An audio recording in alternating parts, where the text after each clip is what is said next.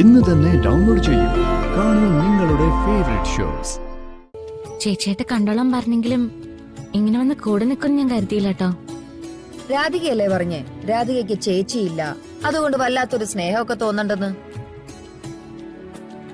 എനിക്കാണെങ്കി അനുജത്തിയില്ല, അപ്പൊ പിന്നെ എനിക്കും തിരിച്ചു തോന്നണ്ടേ?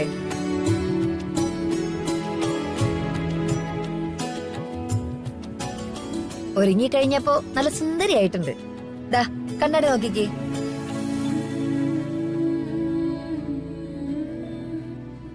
കുറവ് വല്ലതുണ്ടോ? കുറവുണ്ട്. ഞാനാ കുറവ്.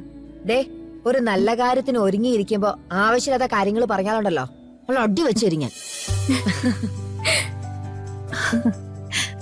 അമ്മേ മോളെ നോക്ക് എങ്ങനെയുണ്ടെന്ന്.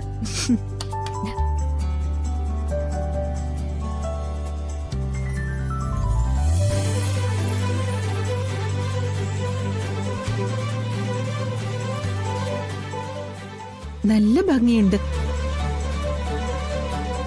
ഞാൻ കരുതിയത് ഇപ്പോഴത്തെ മോഡേൺ കുട്ടികൾക്ക് ഇതൊന്നും ഒരുക്കാൻ വശം ഉണ്ടാവില്ലെന്ന്.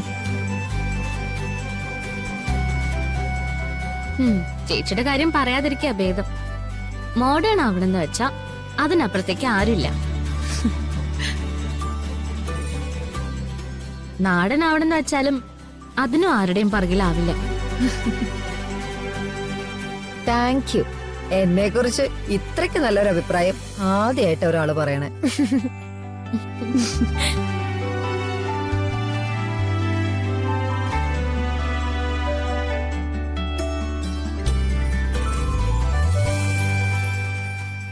എന്റെ അമ്മ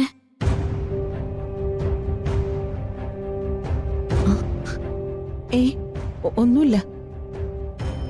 അമ്മ കാര്യം പറ. ഇത്രയും നാളും വഴക്കും പിണക്കവും ബഹളവും ഒക്കെ ഉണ്ടായിരുന്നെങ്കിലും നീ അടുത്തുണ്ട് എന്നൊരു തോന്നല് വല്ലാത്തൊരു ധൈര്യമായിരുന്നു അച്ഛനും എനിക്കും. ഇനിയിപ്പോ അതെ അതെ, രാധിക ഇപ്പൊ നല്ല കണ്ടീഷനിലാ നിൽക്കുന്നെ. ഇങ്ങനത്തെ സംസാരം ഒരു 10 സെക്കൻഡ് കൂടി മുന്നോട്ട് പോയാ ഇവള് കരഞ്ഞ കുളമാക്കി കിട്ടും. അത് കാണണം അമ്മയ്ക്ക്. കരയാൻ വേണ്ടി പറഞ്ഞതല്ല. അമ്മേ, ഞാൻ ഇങ്ങോട്ടും പോകുന്നില്ല. ഞാൻ വരണ്ട കൂടെയല്ലേ. എനിക്ക് എപ്പോ വേണേലും ഇങ്ങോട്ട് വരാൻ പറ്റുമല്ലോ. അച്ഛനും അമ്മയും കാണാനും പറ്റും. പ്രിയ പോയതിന്റെ നഷ്ടം എനിക്കറിയാം. ആ നഷ്ടവും കൂടി തീർത്തേ ഞാൻ പെരുമാറും. എന്നെ ജീവിപ്പിച്ചവർക്ക് എന്റെ ജീവിതം ഞാൻ തരേണ്ടതല്ലേ. ഇത് പാരാ തുടങ്ങി വെച്ചത്? യശോദേ, നീയാണോ? ആരാ തുടങ്ങി വെച്ചത് ചോദിച്ചാ അമ്മ തന്നെയാ. പക്ഷേ മോള് കട്ടയ്ക്ക് പിടിക്കുന്നുണ്ട്. അതെ, ഒരുപാട് വിഷമങ്ങൾക്കിടയിലാണ് നമ്മൾ ഈ ചടങ്ങ് നടത്തുന്നത്.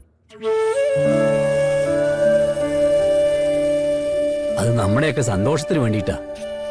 അതുകൊണ്ട് സങ്കടം വരുന്ന ഒരു വാക്കും ആരും സംസാരിക്കാതിരിക്കുക.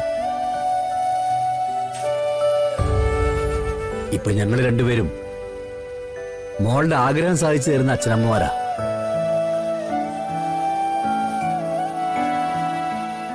അതിന്റെ സംതൃപ്തിയിലാ ഞങ്ങൾ ഇനി അങ്ങോട്ട് ജീവിക്കാൻ പോകുന്നു.